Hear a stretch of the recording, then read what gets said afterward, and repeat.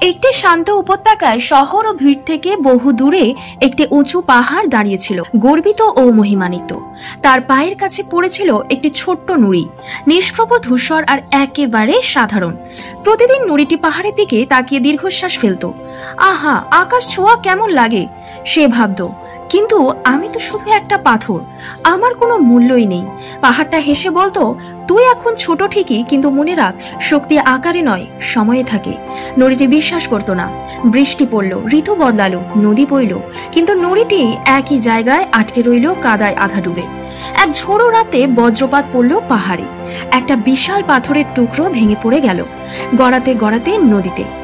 আর সেই বিশৃঙ্খলার মধ্যেই ছোট নুড়িটিও ভেসে গেল নদীর স্রোতে।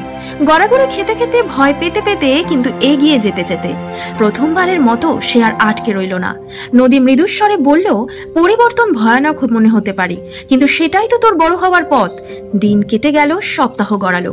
যে নুড়িটি এক সময় ছিল খসখসে আর ধারালো, এখন তা মসৃণ আর ঝলমলে হয়ে উঠল। অনেক দূর ভাসিয়ে নদী একদিন তাকে এনে রাখলো এক সোনালী নদীর তীরে, একটি মন্দিরের সামনে, যেখানে প্রতিদিন শত শত মানুষ পায়ে হেঁটে প্রার্থনা করে।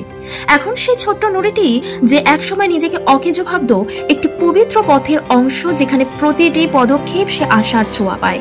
সে দূরের পাহাড়ের দিকে তাকিয়ে মৃদু এসে ভাবলো, হয়তো আমি কখনো ছোট ছিলাম না, আমার শুধু চলা শুরু করাটাই বাকি ছিল। ছোট্ট বন্ধুরা, আজকের এই ছোট গল্প থেকে আমরা এটাই শিখলাম, পরিবর্তনকে ভয় পেও না, সেটাই তোমাকে গড়ে তোলে।